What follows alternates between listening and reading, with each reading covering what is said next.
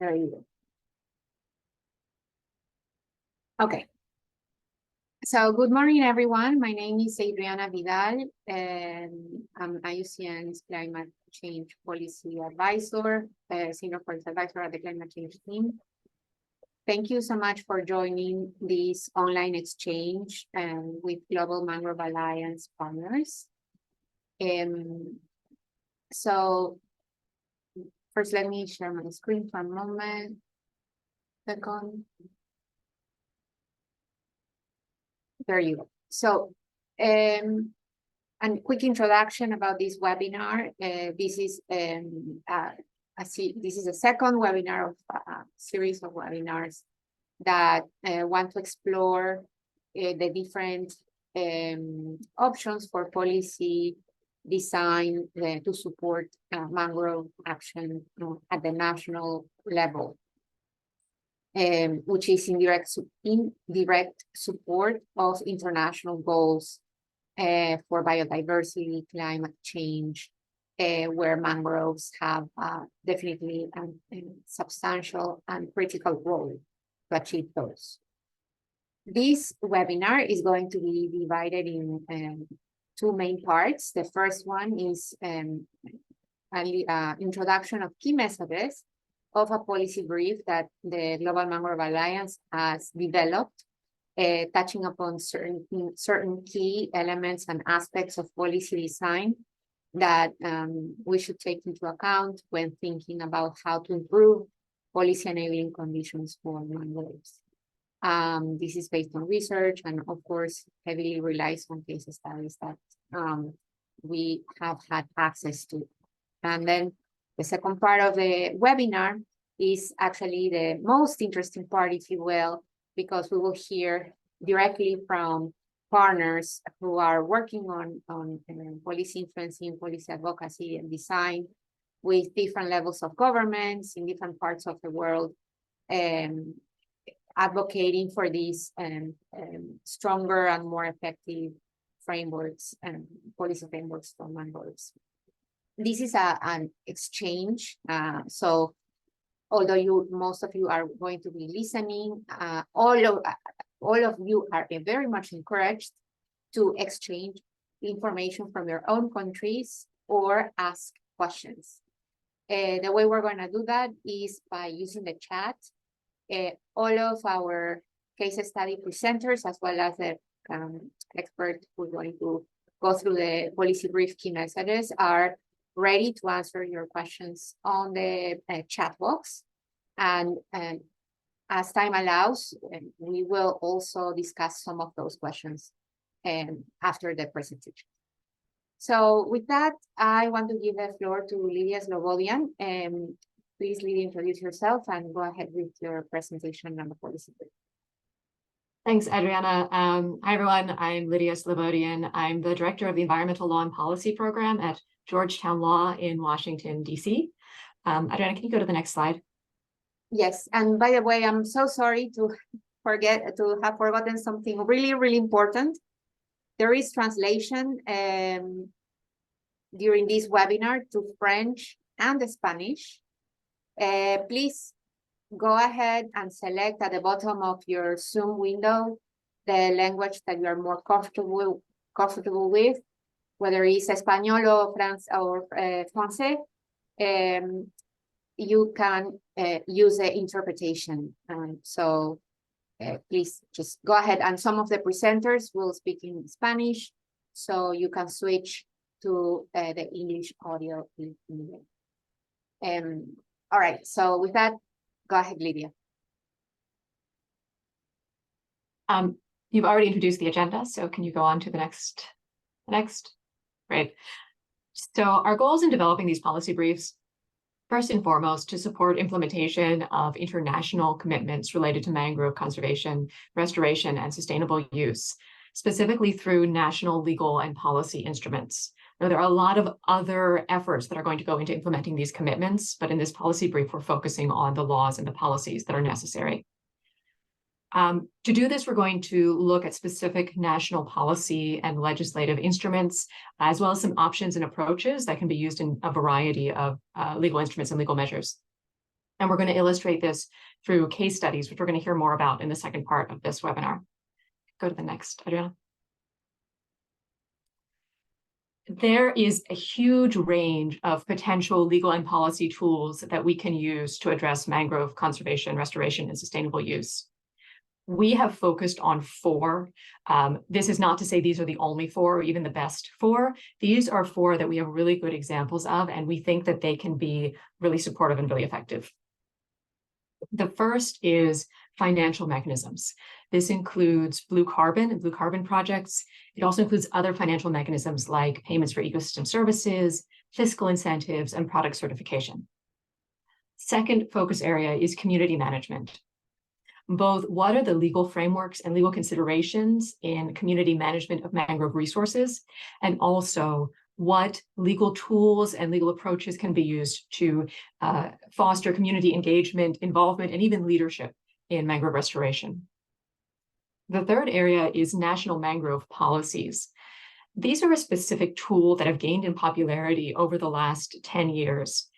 Mangroves exist at the intersection of many, many different sectors, different agencies, different jurisdictions, and so often they can get lost. National mangrove policies are national level policies, strategies, and action plans that are explicitly focused on mangroves and try to create overarching priorities and goals to bring everyone together and get everyone on the same page. The final tool is integrated planning. And here we've talked about a feral different mechanisms. One is coastal planning and how to integrate mangroves in coastal planning frameworks. Second is cross-sectoral integrated planning. This can be like marine spatial planning. It can be broader integrated planning processes. How can we take mangroves into consideration in these? And for both of these, and really any planning and management regime, environmental impact assessment can be really important, and environmental impact assessment regulations can provide a key tool for mangrove protection. So, Adriana, can you go to the next one?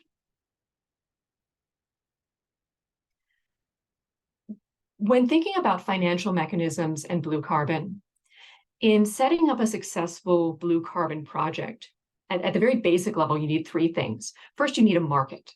That market can be a compliance market. It can be mandatory, in which case you need a defined emissions target. Setting this emissions target, the level at which you set it, is really vital for determining how successful the market is going to be and the blue carbon project is going to be. Voluntary carbon markets don't have these defined emissions targets typically, so you need to find other ways to make sure that the emissions reductions are really meaningful. The second thing you need is monitoring and verification, and this becomes really important where you don't have these. It becomes really important in all cases, whether you have or whether you don't have these mandatory emissions reductions targets. Monitoring and verification is essential, not just to make sure that the emissions reductions actually represent reductions in emissions, but to make sure that everyone's interests and values are adequately being taken into account. Finally, you need definition of who is going to be able to participate and who is going to benefit from these carbon markets, these carbon projects. For that, one important thing is definition of carbon rights. Who has the right to sell and benefit from the carbon credits, the carbon sequestration?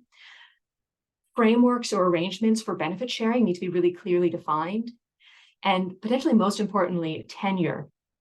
Tenure is closely related to carbon rights, but is broader. Its tenure is the description of how property rights and property regimes work in the area, who has rights to the resources, to access them, to sell them, to use them, to exclude others from using them. We look at a few other mechanisms, and we've got some case studies that touch on these.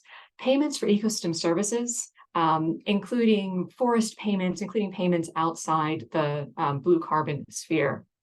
Fiscal incentives, direct payments, and other kinds of fiscal incentives, and product certification.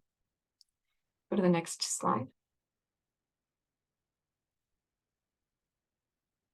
Community management of mangrove resources can be one of the most effective approaches for conservation and sustainable use of any ecosystem, really, and particularly of mangrove ecosystems. There are a number of legal considerations in setting up community management of mangrove resources or recognizing community authority to manage mangrove resources. The first can take the form of a legal framework for community management.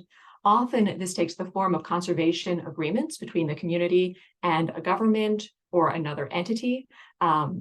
Often civil society organizations can play a really important role in setting up and managing these conservation agreements. And they need to really clearly define the roles, the responsibilities, the rights, and the benefits that are being allocated and distributed. In some cases, you get a more direct recognition of the rights and responsibilities of communities to govern or to manage mangrove resources, as well as the obligations that they have. And that can be in legislation, it can be in regulations. In some cases, it can be in the Constitution itself. However, having that framework is not enough. There are legal contexts that are important to consider in community management of mangrove resources, right? You can't just necessarily sign a conservation agreement without considering these other factors. Most important, ownership and tenure, which I've already talked about. Who owns the resource, who has the rights to access it, to sell it, to exclude others. Also important is legal pluralism. Legal pluralism is not something we set up. It is a fact. It is a fact of most situations in the world that you have multiple legal systems operating side by side. In some cases, this can involve a customary legal system operating side by side with a statutory legal system. Where this exists, it is important to recognize and make sure that these systems, these two pluralist systems or more than two systems, are not conflicting with each other, but are each sufficiently recognizing and relating to the other to create a workable system. Beyond setting up community management of mangrove resources, any mangrove project needs to consider how best to partner with communities. And here it's important to get beyond bare consultation or information sharing and get to more meaningful partnership. These mangrove projects that involve communities are most successful where they are led by communities or where communities have a co-leading responsibility. They have a reasonable voice in what the project is going to do, how it's going to be set up, and how it's going to work. That's how you get projects that are really sustainable. You go to the next slide. Third area is national mangrove policies and strategies. And as I've mentioned, these have become more popular over the last 10 years or so. We now know about 20 countries that have some kind of national law or policy at the national level that explicitly focuses on mangroves. The purpose of these policies, these kind of umbrella mangrove-focused policies, is to bring mangroves to the top of the priority list, right? Where mangroves are covered by laws or policies from a variety of sectors, they might not be at the top of mind of anyone who's regulating. So the agency responsible for forests, for example, they may be thinking more about upland forests. The agency responsible for marine affairs, they might be thinking about fisheries or more offshore marine affairs. The national mangrove policy can bring everyone together and say, okay, no, we need to be thinking about mangroves at the top of our list, not just as, oh, that other ecosystem that we happen to cover. They can also help harmonize and coordinate across sectors, and they can set targets and define a strategy for achieving those targets, which can be really important for actually mobilizing action and getting everyone working towards action together. It can also be really important for monitoring and evaluation. There are certain elements, certain building blocks of mangrove policies that we can see coming up in the case studies that provide a good example of how these policies can work and what kind of elements that they can include. These include background and assessment, principles and values, goals and objectives, strategy, as well as activities to achieve goals, as well as activities to achieve those goals through a strategy, and finally monitoring and evaluation. You can go to the next slide. Integrated planning and management covers a range of things. We focused on coastal planning frameworks. Here you can see a couple of ways to integrate mangroves coming out in the case studies and other examples. One is a requirement to undertake certain planning processes in mangrove areas. And another is a designation in the law or policy that mangroves warrant a special zoning, which might be more protective than other areas. Beyond coastal planning, we're seeing legal frameworks for more cross-sectoral planning or integrated planning. These frameworks serve a similar role to the national mangrove policies in fostering coordination across sectors. They can also set a framework to create overall management plans for mangroves in a specific area or even mangroves throughout the country. And finally, environmental impact assessment can be really important to either of these frameworks or any kind of integrated planning and management throughout a jurisdiction. Environmental impact assessment regulations themselves can consider mangroves either by setting up a trigger for environmental impact assessment where mangroves are found. That is, if mangroves are in this area, it triggers either just conducting an environmental impact assessment or conducting a more stringent one than might otherwise be required. Or mangroves can be one of the factors that must be considered in developing the environmental impact assessment, and an explanation of impacts on mangroves can be required as part of the environmental impact statement. You can go to the final. So in going through all of this, in going through the case studies, we came up with a list of key considerations. And here I really invite you to share with us in the chat, or if we have time in discussion, what other are these the right key considerations? What other key considerations should we be thinking about when developing and using legal and policy approaches for mangrove conservation? The biggest one, and there's a lot here, is the importance of coordination and participation. And this includes both coordination among government agencies and sectors, as well as coordination among the range of actors involved, including local communities and the public, with special consideration for marginalized communities and for gender. Another consideration is the importance of legal clarity and coherence, particularly when we do have multiple potential sources of law covering mangroves. We need to make sure that these different sectoral regulations and legislation and policies are compatible with each other, that they're working to complement and support each other, and they're not in conflict. They also must be really clear. It needs to be clear whose responsibility it is to implement, for example, the mangrove action plan or the mangrove strategy, or to implement activities in mangrove areas. Because again, if mangroves aren't at the center of the mandate of an agency, they might end up falling through the cracks. Third is valuation and alignment of incentives. This goes along with the fifth one, data and monitoring. We have some good examples from the case studies of how data, scientific data, valuation, including assessment of the economic value, but also non-economic values associated with mangroves, how these can support both setting up incentives for mangrove conservation, including things like blue carbon projects and the financial mechanisms we discussed. They can also be important for developing, informing, and influencing law and policy. The last one is efficiency and effectiveness. It's not enough just to have a beautiful law. We all know this. You can write the most beautiful legal drafting, the most beautiful law, but then it needs to be implemented. And for that, it needs to be implementable. So in designing the legislation, in designing the regulation or the policy, it's important to think, is this an efficient way to get at this problem? Is this imposing too many costs on actors and the government that are going to create hurdles to implementation? And is this going to be effective? Are we considering all of the circumstances that we need to consider to make sure that this will be implemented and it will achieve our goals? Thank you. I think we can move on to the case studies. All right, wonderful.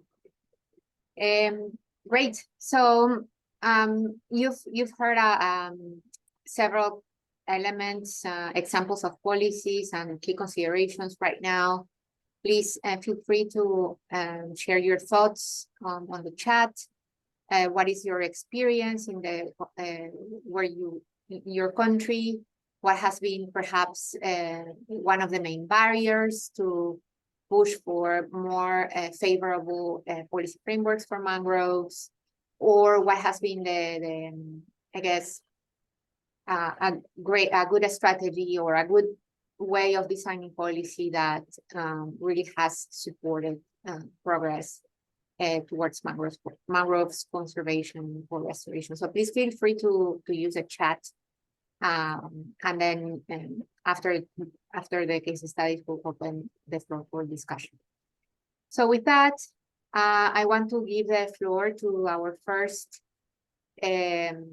presenter for the case study from Mexico. Her name is Maria Teresa Rodriguez from Conavio, and she's going to walk us through the experience there. So please go ahead, María. Sí, muchas gracias. Hola, muy buenos días a todos. Voy a presentar este caso que se refiere a los manglares de México.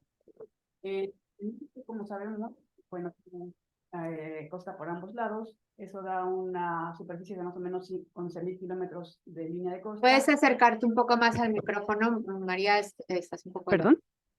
Ahí está, sí, ahí te escucho mejor. Ahí Sí. está mejor. Sí. Muy bien. Sí, en México tenemos alrededor de 11.000 kilómetros de costa. De esos 11.000 kilómetros, alrededor de los 60% está cubierto por manglares. Esto ubica a México en un cuarto lugar a nivel mundial en cuestión de superficie de manglar. Pero tan solo tenemos 6 especies distribuidas en nuestro país, de las cuales 4 son más abundantes. Ajá. Y bueno, se desarrollan tanto en zonas muy húmedas como en zonas desérticas en las que hay algún afloramiento de agua dulce. Muy bien. La próxima, por favor. En 2005 se consideró conveniente desarrollar un sistema de monitoreo de los manglares mexicanos y fue así que se desarrolló no ha estado así desde el inicio, se ha venido conformando poco a poco y actualmente cuenta con 4 componentes. Aquí están estos descritos y algunos en los que ocupamos más tiempo son los que están marcados en negro, que por ejemplo en la de distribución espacial, cada 5 años hacemos una cartografía nacional bastante exacta a una escala de unos 50.000. Entonces, para algunos sitios tenemos ya la cartografía de al menos 50 años de esos sitios. También tenemos algo que se refiere a la dinámica de la línea de costa, que es muy importante en el contexto de cambio climático actual, y especies invasoras que viene aunado. Además, tenemos una colaboración interinstitucional bastante seria y profunda con un grupo muy importante de al menos 200 especialistas que colaboran con nosotros de forma muy activa. Y un componente bastante importante actualmente se refiere al de dimensión social, en los que, por ejemplo, tenemos el análisis de los efectos de la política pública en la conservación de los manglares. La siguiente, por favor. Bueno, aquí está la historia más o menos de cómo en México ha sucedido la generación de instituciones que se refieren a la protección del medio ambiente. Ajá, esto ocurre más o menos en 1970 por ahí. Y bueno, se han creado las instituciones en la primera parte y posteriormente la legislación, ¿no? El sistema de monitoreo aparece en 2005 y como podemos ver en 2007 aparece un artículo, el artículo 60 ter, que básicamente prohíbe cualquier cambio que pueda afectar directa o indirectamente a las zonas de manglar. Entonces esto es bastante fuerte, bastante rudo, ¿verdad? Pero vamos a ver qué sucede adelante. En 2010, ¿cómo aportó información el sistema de monitoreo? Bueno, básicamente aplicamos el método para la evaluación de especies en riesgo de extinción. Ajá. Y entonces este sistema aportó información que se refería a la distribución y al impacto de las actividades humanas sobre los manglares. Como resultado obtuvimos entonces que 4 de las 6 especies fueron pasadas de protección especial a amenazadas. En la próxima revisión de esta norma esperamos incluir aquellas 2 que les comentaba y que de hecho tienen una distribución mucho más restringida. Ajá. En 2014, la Suprema Corte de Justicia buscó información con nosotros para revisar un problema en una laguna y entonces se pudo ver que a lo largo del tiempo había habido una remoción constante de los manglares, por lo que la información que les proporcionamos determinó que las actividades humanas deberían ser paradas y se ordenó además la implementación de un proyecto de restauración, bajo el argumento de que se estaba violando un derecho humano que es el derecho a un ambiente sano. En 2016, la Comisión Nacional Forestal nos pidió apoyo para llevar a cabo un taller en el que como principal resultado se obtuvo un documento de criterios para la formulación de proyectos de restauración en manglares. Y bueno, participamos en la evaluación de los proyectos y también en el taller se determinó una lista de sitios prioritarios para la restauración. En 2018 y 2023, el sistema ha aportado información para la revisión de la norma, de esta norma 022, que se refiere a la conservación, uso y restauración de humedales costeros. Y bueno, se actualizó la información. La siguiente, por favor. Actualmente, quizá ustedes sepan, pero recientemente, hace unos días, el 25 de octubre, uno de los lugares más emblemáticos de México, que es Acapulco, fue impactado por un huracán categoría 5. Ajá. Entonces, actualmente el sistema de monitoreo está generando, junto con otros grupos, la estrategia de la política que será aplicada para la recuperación de estos sitios, ¿no? Aquí algo súper importante será evitar el cambio de uso del suelo, porque ya hemos visto a través de las evaluaciones que esto puede llevar al menos de 3 a 5 años en lo que la naturaleza comienza a dar indicios de que está bien y que se va a recuperar, ¿no?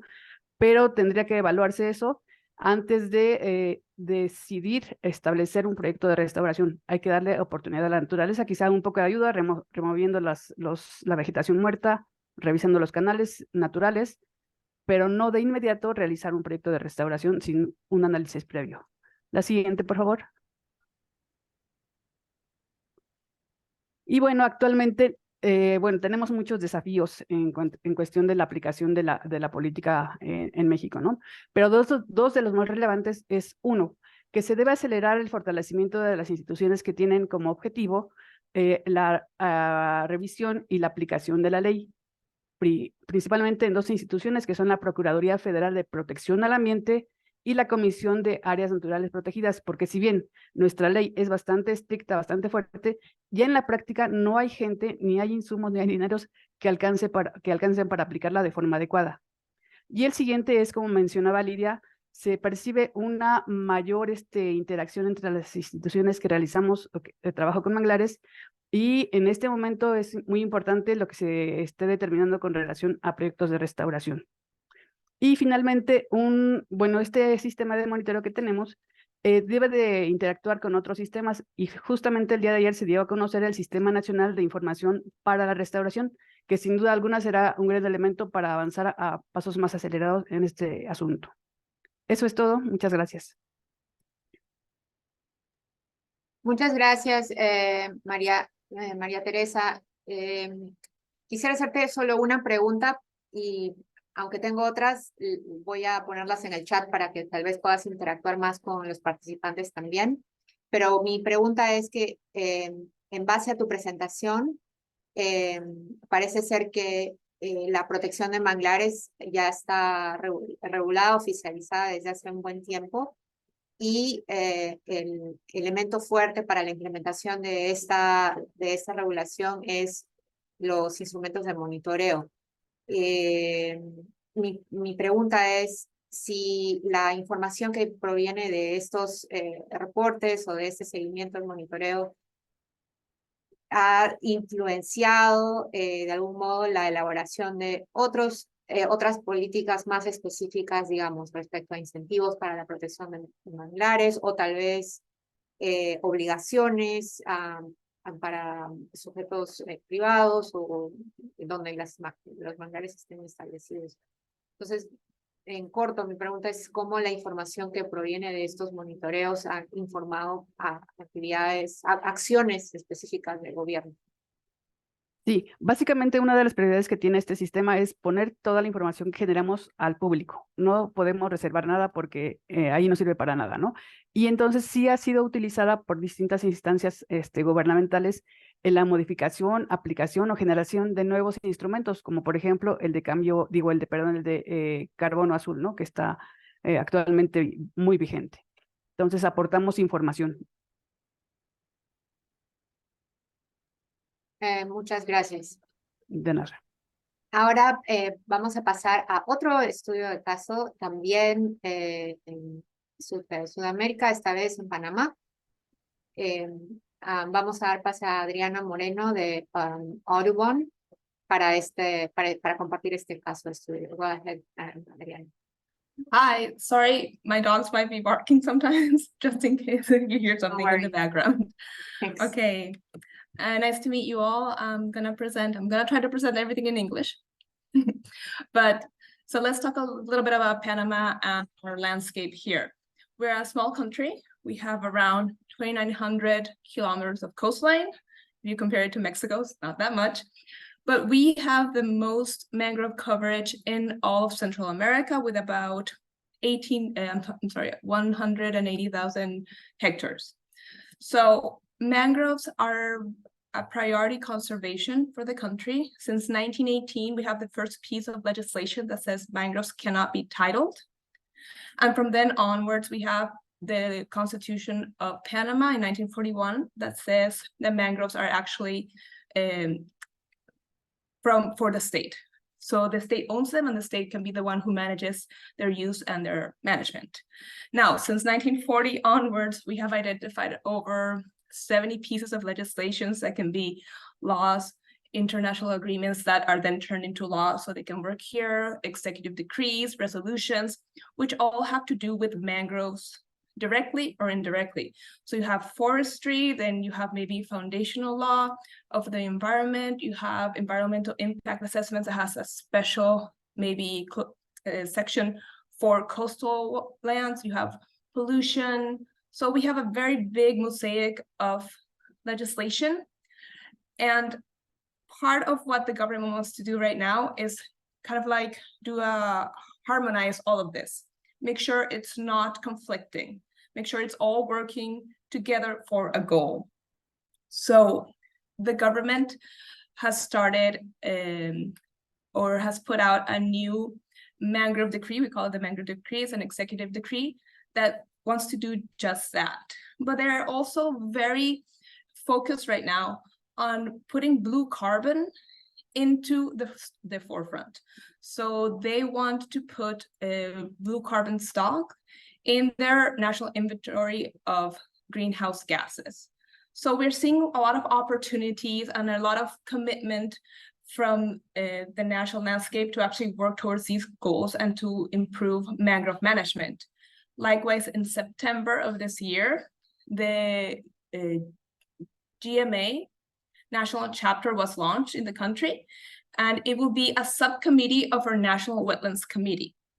Now, within this very encouraging landscape that we have in the country, where the government is really saying, we want to manage these ecosystems better, we have two projects. So I work basically with the Blue Natural Heritage Project, which is an UK DEFRA funded project that goes through the IDB, the Inter-American Development Bank. And in this project, we have like three main ideas. One is to build robust science. So we're doing a blue carbon baseline in two priority sites.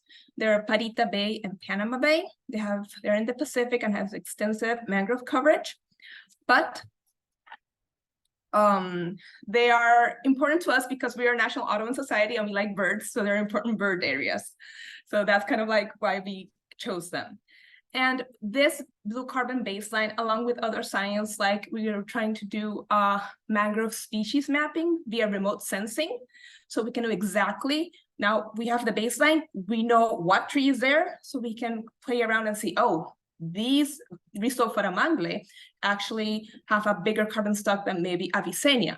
And we can have even more detailed data for our sites. We also did a valuation of the mangrove ecosystem services. We only chose 3 ecosystem services, which was coastal protection, fisheries, and blue carbon. We also are doing a very nice study that's called Birds as Indicators of Ecosystem Health. So we're monitoring what bird species are in these areas to see if they correspond to this health of these mangrove ecosystems. And a few other really nice and important scientific studies that will then inform 2 key strategies of the project. One, awareness and engagement. So we work with Sociedad Audubon de Panama, which is our on-the-ground partner, and they have a very nice project that's called Aulas Verdes, so green classrooms. So the information we get from our science studies, we pass it onto them. And then they do a good engagement with students, elementary kids from these areas. And we also have a very solid communication strategy to communicate all of the information we are getting from our project. Likewise, this robust science is going to help support and strengthen policies like the GMA National Chapter, which I mentioned before, and we're working collaborative with the Pew Charitable Trust to help the government update their NDCs. So their NDCs from 2020 did have some mangrove targets, which they have achieved. For example, they developed a technical manual for mangrove degraded ecosystems. And now the next steps is they really want to put it the next level on their targets for the next NDCs. So the Pew Charitable Trusts, their objective is to fill the mangrove data gaps and inform science-based policy to development and implementation. So they too are doing a carbon stock slab sampling for above ground and below ground in 2 priority sites. This will then feed into the National Mangrove Carbon Stock Estimate, which will include data from the Blue Natural Heritage Project and other carbon baselines that have been done in the past in Panama that are all IPCC compliant. Then this information will go into the Coastal Carbon Atlas, that is a Smithsonian database. The Smithsonian is the one who are doing all of this field sampling with Pew. And they also have developed a series of training and workshops to make sure all of the stakeholders, the government, other NGOs are very well put into this process, and it can be a very collaborative process for all. So again, the landscape in Panama is very positive. The government is really spearheading this conservation, better management, and trying to like unify all of their legislation so we can actually achieve the targets we set up for us. Thank you. Thank you, Adriana. Very, very interesting. A quick question about all of these, how all of these elements will be considered in this mangrove decree that is mentioned at the bottom. It's really fascinating to see that the amount of work that is undergoing to develop data, particularly on these 3 ecosystem services, and within that blue carbon to see what is the potential.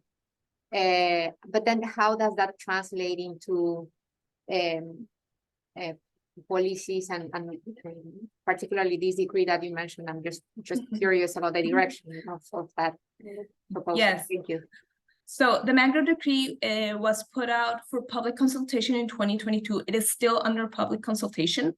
And just last week, there was another decree that was put for public consultation, which has to do more with blue carbon concessions. So they already also have in their framework of doing some projects for blue carbon, because the country is also moving towards their carbon market. It's going to be a voluntary carbon market.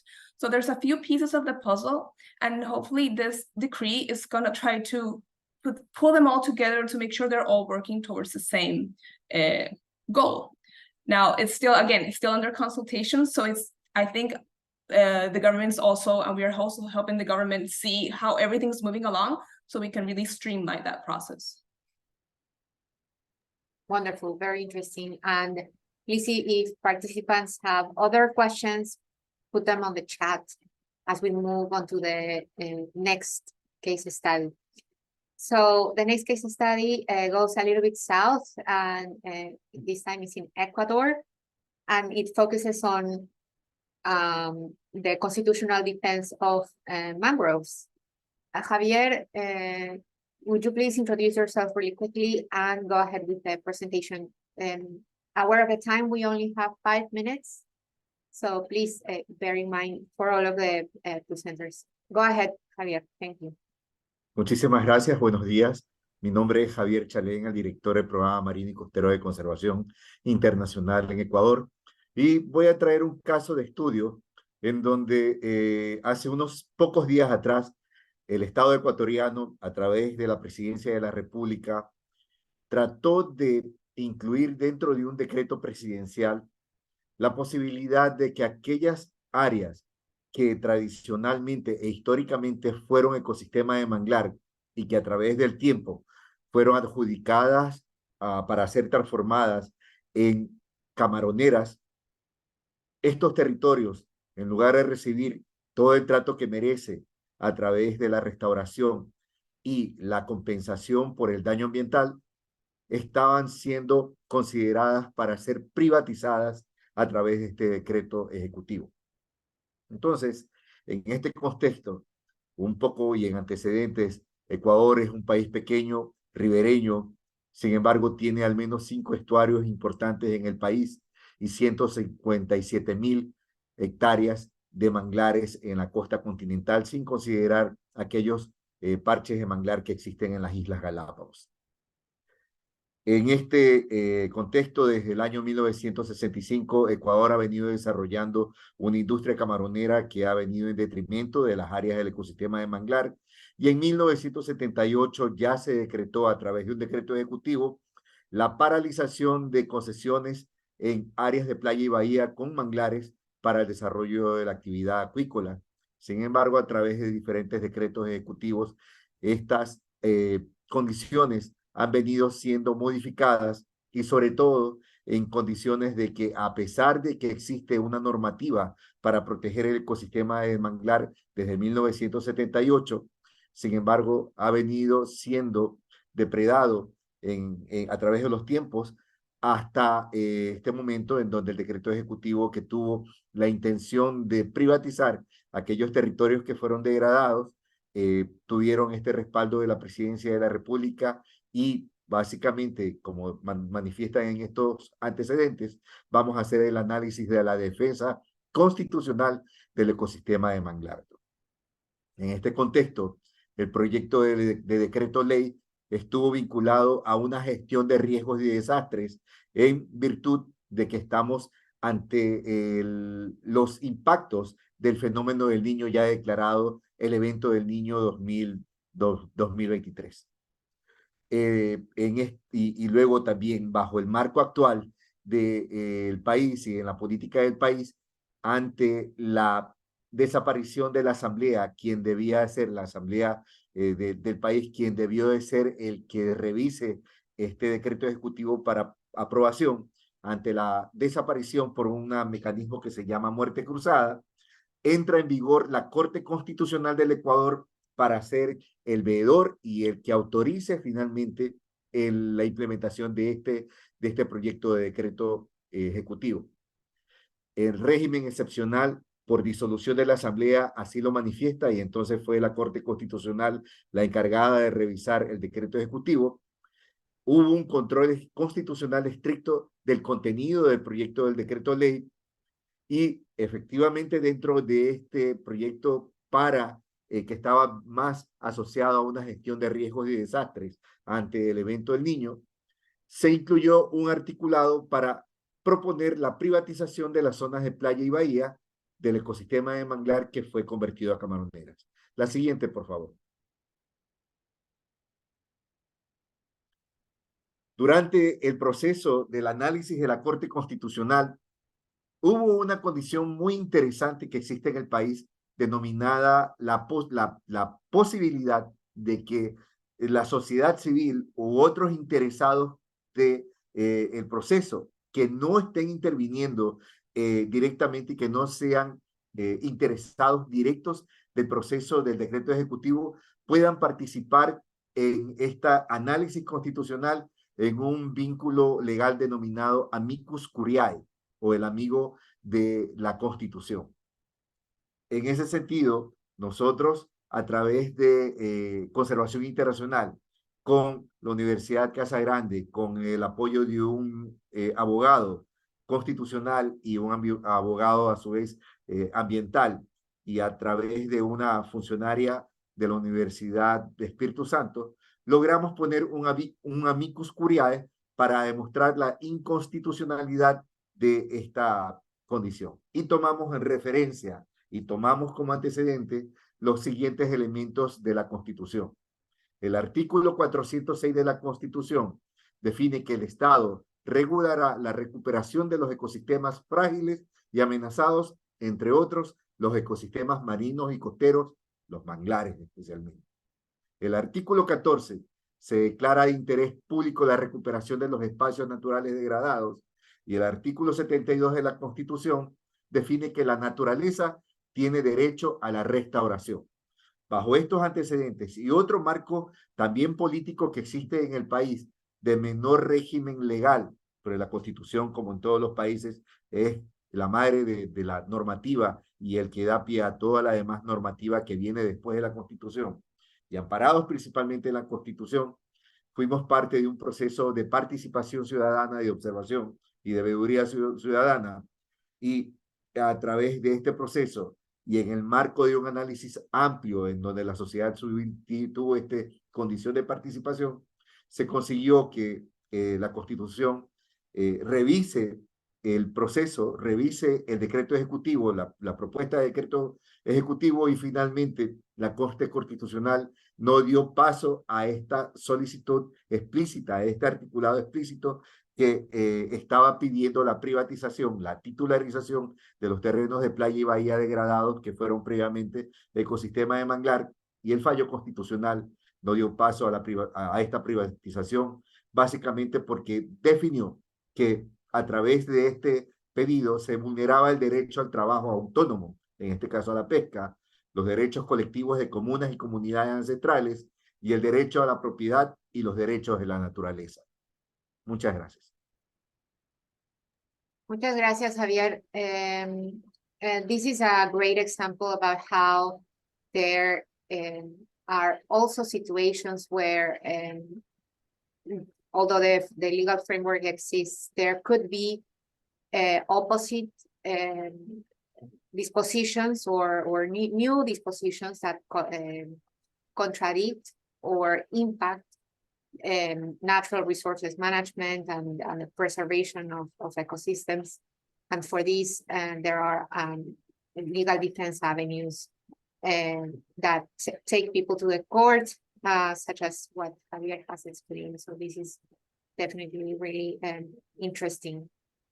And I'm sure that this situation could take place in other countries as well. So trying to use the existing legal frameworks to ensure and advocate for the defense of ecosystems is definitely feasible and within the legal frameworks of those countries. Thank you, Javier. Now we're going to go to the last case study. This is a little bit different because it offers a perspective of a regional initiative in the Western Indian Ocean. So instead of looking at a particular legislation or piece of policy at the country level, we are looking at an action plan at the regional level for the Western Indian Ocean region. And this is, of course, within the framework and context of regional organizations recognized by governments, so government regional organizations. So for this, we have Mr. Mangora sharing this case study. Please, Mr. Mangora, you have 5 minutes and go ahead. Yes, thank you, everyone, and I hope you hear me well. Yes, we can. Yep, so greetings from Tanzania, and I'm pleased that to see some of colleagues in the quorum here. So in the interest of time, I will straight go on with this short presentation to take you through the regional initiative that we are undertaking to realize a regional action plan for the mangroves of the Western Indian Ocean region. So the Western Indian Ocean Mangrove Network has become a technical partner of the so-called Nairobi Convention, one of the regional seas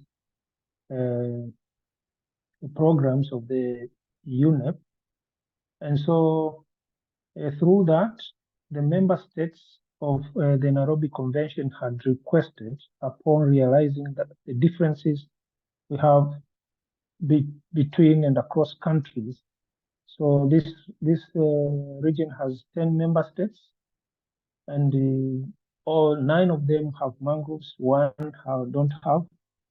So they had requested for a common framework that member states can adopt and follow in realizing their national strategies and measures to ensure secured mangrove ecosystems in the countries. With that, an idea came to have a common vision for the mangroves in the region. And so the network was tasked to suggest a way forward towards that. And through assistance of the Save Our Mangroves Now program, and a concept was tabled to what is called the Science to Policy Meet platform of the Nairobi Convention. And so this concept of developing a mangrove vision for the region was accepted, and it was taken forward to the Conference of Parties, where key decision makers of the member states meet, and so heads of delegations meet, and so a draft decision to develop a regional framework out of this developed vision was discussed and agreed. And so heads of delegation approved the concept, which turned out to be a decision that requested the Secretariat of the Convention to formally request the network, and this is the Western Indian Ocean Mangrove Network, to take the technical lead in developing this regional action plan. And so that's where the mandate came from, and we took over from there to start the process of developing this plan. So to effect that, next slide please, to take that into effect, the network had established a regional kind of a task force, and this is called the Regional Policy Advisory Group, which becomes a policy arm of the network. And so this group is taking lead in developing this regional mangrove action plan. If we can go to the next slide, please. Yeah, so this group has been mandated by the network to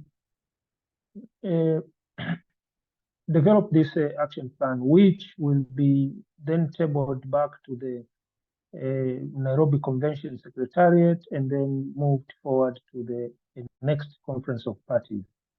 So as a process, a consultant was hired, again through the support of the Save Our Mangroves Now initiative, to come up with at least 3 elaborated visions that could be considered and discussed and decided how best fits to take the position in the interest of the region. So this working group, the policy working group, reviewed the 3 options that the consultant tabled, and finally came out actually with a modified vision. You would see, so these 3, I would not want to read them. The 3 options you see on the screen were pulled together and modified into a vision that is in the next slide. Go to the next slide, please. Yeah, so we see that here I'm saying that this regional policy advisory group had reviewed those 3 options that were tabled by the consultant, and actually pulled them together to realize a vision that reads as we want to see that we have healthy and resilient mangrove ecosystems in the Western Indian Ocean region by the 2050 for the benefit of the people and the nature. And based on this vision, The group went on to craft 7 strategic objectives that would be put in action to realize this vision in a long term. So the 7 objectives as listed there. Again, I would not want to dwell into them in details in the interest of time, but these will now be used as elements that will construct the regional action plan.